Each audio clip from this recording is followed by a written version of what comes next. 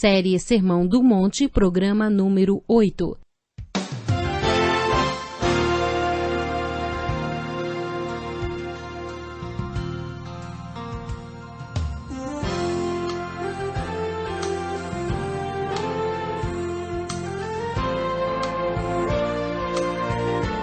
Vivemos em um mundo onde a onda de terror e desastres tentam roubar a nossa paz, onde o mal sempre está tentando prevalecer.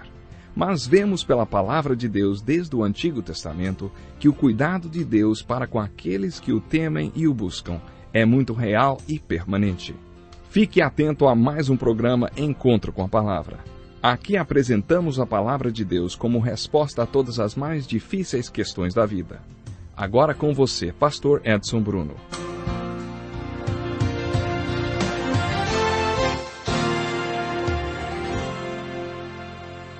Olá, seja muito bem-vindo a mais um Encontro com a Palavra. Que bom estarmos aqui para juntos estudarmos um pouco mais da Bíblia. Eu estou muito alegre porque você está conosco hoje e também estou orando para que este tempo seja de grande valor para a sua vida. Acompanhe comigo a leitura da Palavra de Deus. Diz assim: Bem-aventurados serão vocês quando por minha causa os insultarem, os perseguirem e levantarem todo tipo de calúnia contra vocês. Alegrem-se e regozijem-se, porque grande é a sua recompensa nos céus, pois da mesma forma perseguiram os profetas que viveram antes de vocês. Vocês são o sal da terra, mas se o sal perder o seu sabor, como restaurá-lo? Não servirá para nada, exceto para ser jogado fora e pisado pelos homens. Vocês são a luz do mundo. Não se pode esconder uma cidade construída sobre um monte. E também ninguém acende uma candeia e a coloca debaixo de uma vasilha. Ao contrário, coloca-a no lugar apropriado e assim ilumina todos os que estão na casa. Assim brilhe a luz de vocês diante dos homens, para que vejam as suas boas obras e glorifiquem ao Pai de vocês que está nos céus. Lemos os versículos 11 a 16 do capítulo 5 de Mateus. Nós estamos estudando o Sermão do Monte, o ensino de Jesus para seus discípulos, a fim de transformá-los em sal da terra e luz do mundo, uma candeia, uma cidade sobre o monte que não pode ser escondida. Como falamos em estudos anteriores, Jesus inicia este ensino com um checklist da nossa saúde espiritual. Ele começa falando de 8 atitudes. As pessoas que têm estas atitudes são bem-aventuradas ou espiritualmente prósperas, felizes ou ainda vivem em estado de graça. Poderíamos dizer que essas pessoas são discípulos realizados. Jesus apresentou as atitudes e para cada uma delas uma promessa. Muitos teólogos afirmam que, depois de ensinar as bem-aventuranças, Jesus passou a fazer uma aplicação do seu ensino. Existem 3 perguntas sugeridas pelos teólogos no estudo das Escrituras. Essas perguntas são: o que o texto está dizendo? O que significa o que ele está dizendo? E o que significa para mim?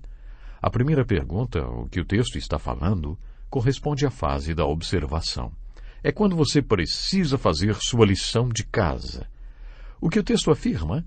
O que o texto não afirma? Nesta fase, você precisa pedir a Deus que o Espírito Santo lhe dê discernimento espiritual. Portanto, a primeira pergunta que devemos fazer quando estamos estudando um texto bíblico é: o que o texto está falando? Essa é a etapa da observação. A pergunta seguinte: o que o texto quer dizer? Isso corresponde à etapa da interpretação. E o texto sempre quer dizer aquilo que está dizendo, por isso você precisa caprichar na fase da observação. Mas a parte mais importante do estudo bíblico é a aplicação. A Bíblia se torna poderosa em nossas vidas quando passamos a aplicar em nossas próprias vidas o que estamos estudando ou o que estudamos. Por isso a pergunta mais importante é: o que esse texto tem a dizer para a minha vida? Depois de responder a essa pergunta para você mesmo, você pode perguntar: o que esse texto quer dizer para eles? É a etapa do estudo da qual as pessoas mais gostam, a aplicação. Jesus ensina as 8 bem-aventuranças e, a partir do versículo 11, passa a fazer a aplicação delas. Observe que até então Jesus foi impessoal. Bem-aventurados os pobres em espíritos, os humildes, os misericordiosos.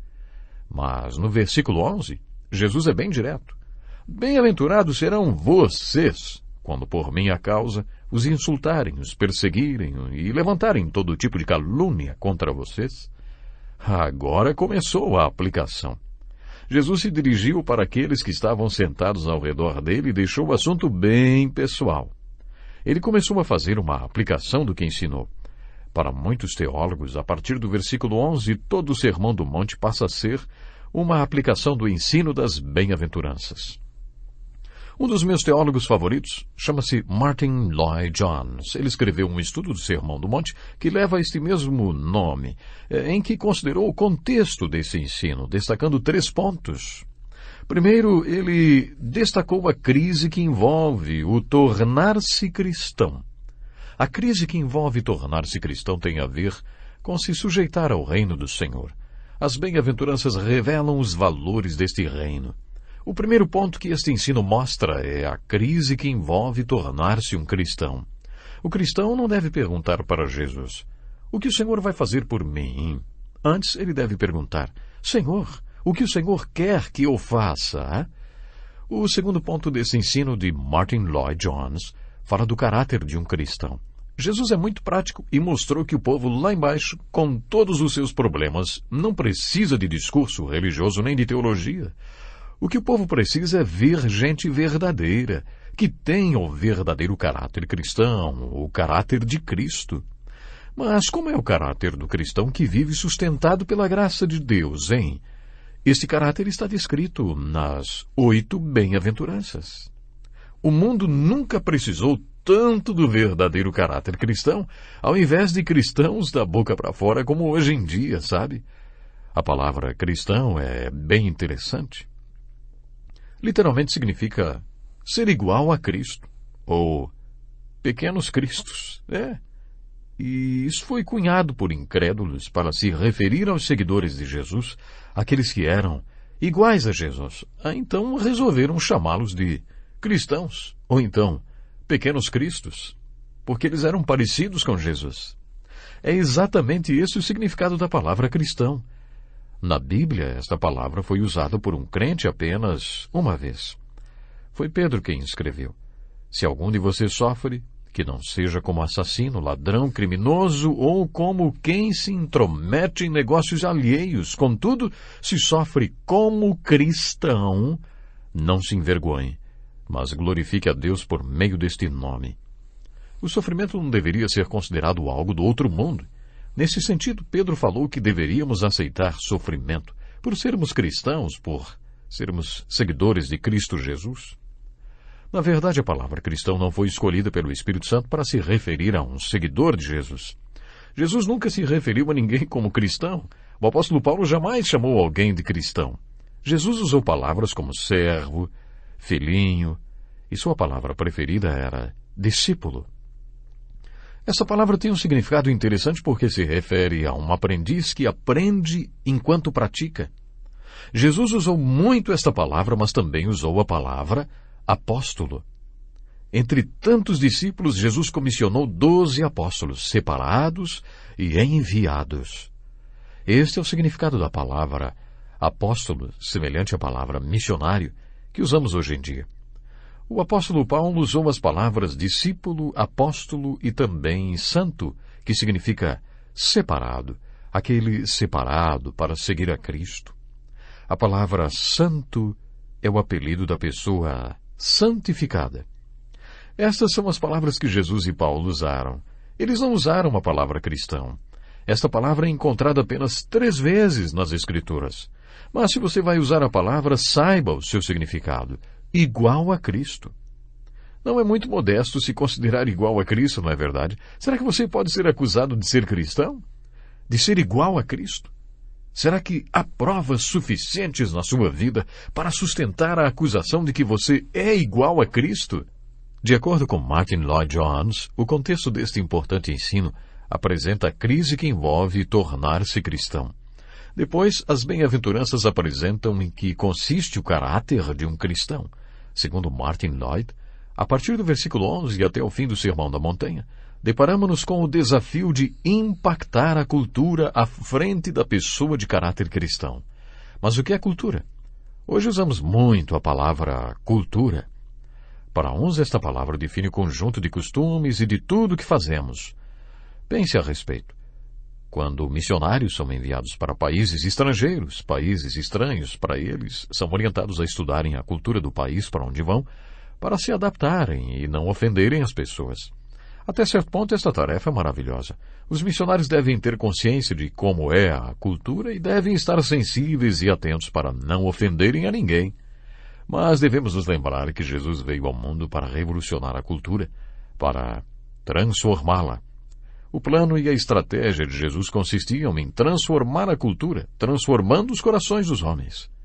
Temos vários exemplos para confirmar o que afirmamos.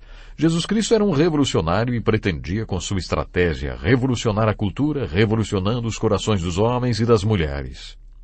Foi isto que Jesus disse. Se vocês compreenderem estas 8 bem-aventuranças, serão o sal da terra e a luz do mundo.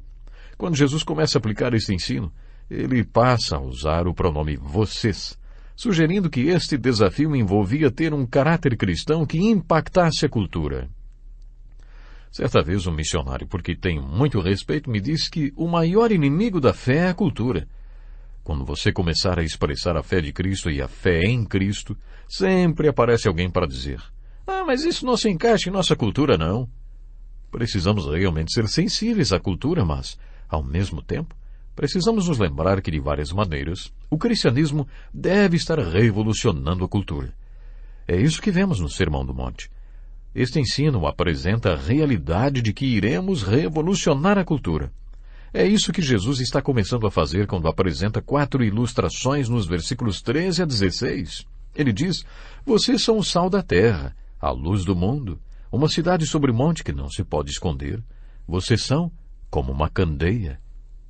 Se você realmente compreende estas 8 bem-aventuranças, e se pela graça de Deus elas são realidade na sua vida, então você é sal da terra, luz do mundo, uma cidade sobre monte que não se pode esconder, uma candeia.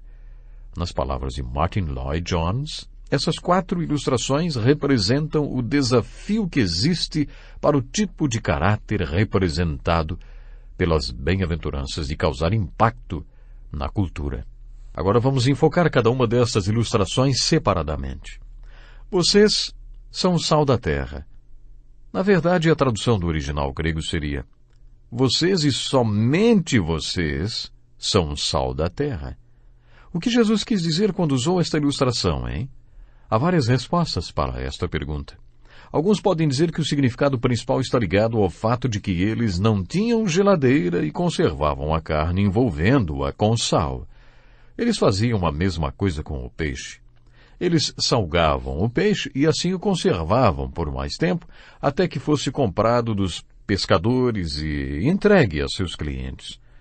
Todos os que ouviram esta ilustração sabiam que o sal impede a corrupção. O sal impede a decomposição. Imagine um pedaço de carne seca que não estraga, como a carne comum conservada no sal, e fica preservada por muito tempo. Se foi isso que Jesus quis dizer nessa passagem, ele está fazendo uma afirmação a respeito dos seus discípulos e daqueles que estavam lá embaixo, no sopé da montanha, aqueles que ainda não ouviram o Evangelho. Jesus está afirmando que o mundo é como um pedaço de carne se estragando, se corrompendo, um pedaço de carne que vai se estragar se não for salgada. Jesus também está dizendo aos seus discípulos: olha, vocês e apenas vocês são o agente conservante para preservar o mundo de corrupção. Temos muito que aprender com as ilustrações e metáforas usadas por Jesus. Elas são muito profundas. Quanto mais refletimos sobre elas, mais aplicações descobrimos.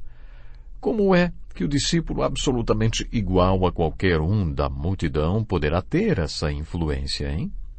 Se o discípulo não passa de um pedaço de carne e a multidão também é carne, como vai preservar o outro? Passando a carne na carne? Se o discípulo não for diferente, não vai conseguir preservar a carne. O discípulo tem que ser diferente. Foi isso que Jesus disse, ele foi muito claro. Olha, se o sal perder o seu valor, como restaurá-lo? Não servirá para nada, exceto para ser jogado fora e pisado pelos homens. já escreveram um livro comentando as palavras duras de Jesus. Acho que esta é uma daquelas palavras duras. Você se lembra da pergunta: 2 homens no banco da igreja. Qual deles você é? Você é o sal da terra? Você é a influência que, através da graça de Deus, conserva outras pessoas da tendência de se corromperem e de se tornarem pecadoras? Você é o sal da terra? A sua confissão de fé em Cristo afirma isso? Será que existem evidências suficientes que comprovam esta confissão? Se você professa ser um discípulo de Jesus, mas não é de fato o Senhor Sal, você sabe para o que você serve? Para nada mais. Talvez para 2 coisas só: para ser jogado e pisoteado pelos homens. Nada mais. Puxa, dá para imaginar que este é o valor que Jesus dá para algumas pessoas. Que coisa incrível, não é mesmo? Ouça a história de um pastor da igreja metodista nos Estados Unidos. Os pastores metodistas mudam de igreja com muita frequência nos Estados Unidos e essa mudança acontece em função da avaliação que a igreja faz deles, do pastor. Este pastor metodista foi informado pela liderança da igreja que eles tinham se reunido com o bispo e decidiram pela permanência dele por mais um ano na igreja. Uau, o pastor ficou super feliz, ele agradeceu a decisão e disse: olha, estou muito feliz por saber que vocês têm apreciado o meu ministério. Muito obrigado. Mas aí eles responderam: olha, nós não falamos nada disso. Na verdade, todos nós concordamos que essa igreja estaria melhor sem pastor. E o Senhor é o que temos de mais próximo disso. Por isso, optamos por estender a sua permanência aqui por mais um ano. Ninguém gosta de pensar que não presta para nada, não é mesmo? Pobre daquele pastor. Era como se a igreja nem tivesse pastor, por isso eles queriam ele mais um ano. Algumas pessoas acham que recebemos de acordo com aquilo que somos. Como os pregadores ganham mal dentro desta visão, eles não devem servir para nada, então não é? Bom, mas é impressionante pensar que Jesus disse que tem gente que não presta para nada. Se você confessa que é sal, mas na verdade você não é sal, pode crer, você não presta para nada. Quando eu era pequeno, eu tinha um senso de humor bem pervertido, sabe? Minha família morava perto de uma fábrica de vidro e havia montes de areia branca ao redor daquela fábrica. Um dia eu peguei um pouco daquela areia branca e coloquei no saleiro que o meu pai usava. Eu fui para a mesa do café da manhã com ele e aí fiquei só assistindo ele tentar fazer sair sal daquele saleiro. Levou um tempão até que finalmente ele percebesse o que é que estava acontecendo. Sabe uma coisa? Eu recebi uma lição. Ele acabou tirando aquela areia e jogando-a fora. Ela servia para quê, hein? Ora, não era sal. Ela não prestava para nada, a não ser para ser jogada fora mesmo. Imagine Jesus falando isso para os discípulos. Como podemos ver, o Sermão do Monte começa com um desafio. Você é parte do problema ou você é parte da solução, hein? Onde é que você está? No alto da montanha, com Jesus, ou lá embaixo, no meio da multidão? Você ainda é parte do problema porque a multidão tinha muitos problemas. Ou melhor, a multidão tem muitos problemas. Você já subiu para o alto da montanha? Você está lá em cima com Jesus? Jesus está transformando você em sal da terra? Jesus está transformando você em uma das suas respostas e soluções? Olha, esse é um desafio com o qual você se depara quando considera o contexto desse ensino de Jesus. Quando consideramos o conteúdo desse ensino, deparamos-nos com o seguinte desafio. Que tipo de solução você é? Que tipo de resposta você é? Que tipo de discípulo você é? Você é sal ou você não serve para nada? Esse é um desafio e tanto. Agora ouça outra interpretação do que Jesus falou sobre ser sal da terra. Os romanos sabiam bem que o ser humano não vive sem sal. Eles queriam controlar as pessoas, mesmo seus escravos. Por isso, pagavam por eles com cubos de sal. É daí que vem a palavra salário. Os romanos pagavam seus escravos utilizando cubos de sal. Então, por isso hoje nós recebemos também o nosso salário. Jesus estava fazendo uma afirmação a respeito dos seus discípulos e da multidão no sopé da montanha, as multidões deste mundo. Ele estava dizendo dos seus discípulos assim: olha, vocês e somente vocês são o princípio doador da vida que o mundo precisa. Aquela multidão no sopé da montanha não tem vida verdadeira e jamais vai encontrar vida senão através de vocês.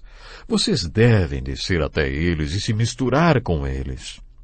Continuando com a ilustração da carne, vocês não vão preservar a carne senão se envolverem com ela.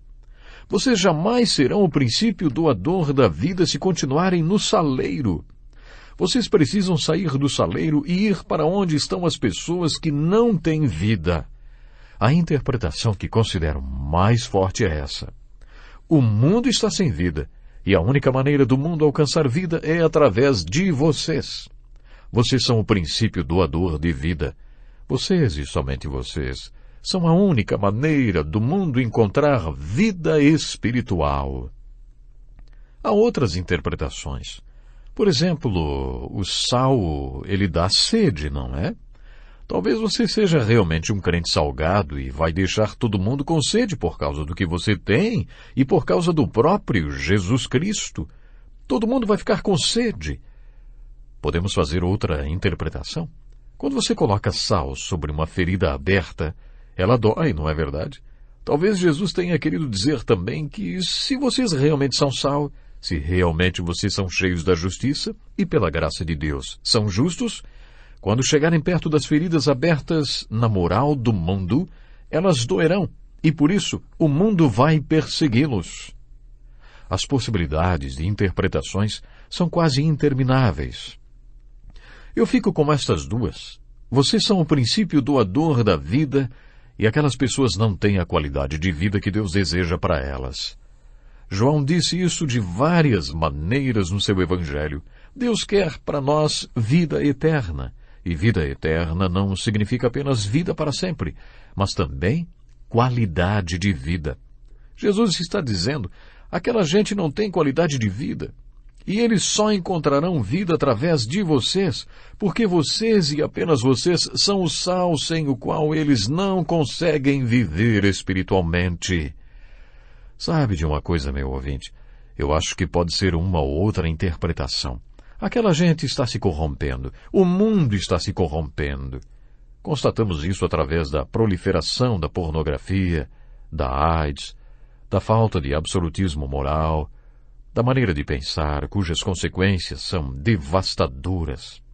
O mundo está se corrompendo e vocês, apenas vocês, são o sal que, se aplicado sobre o mundo, pode impedir a corrupção. Devemos ficar com uma destas duas interpretações ou com as duas. Talvez Jesus tenha pensado nessas duas interpretações. Só vocês podem dar a eles a vida que não têm, e depois eles ter dado vida, só vocês podem preservá-los da tendência que todos nós temos de nos corromper moralmente. Vocês são o sal da terra, mas se o sal perder o seu sabor, como restaurá-lo? Não servirá para nada, exceto para ser jogado fora e pisado pelos homens. O meu tempo hoje acabou. Eu sinceramente desejo que você possa ser sal. Que Deus nos abençoe. Até o próximo programa. Que lição importantíssima. Obrigado, pastor Edson Bruno. Prezado ouvinte, coloque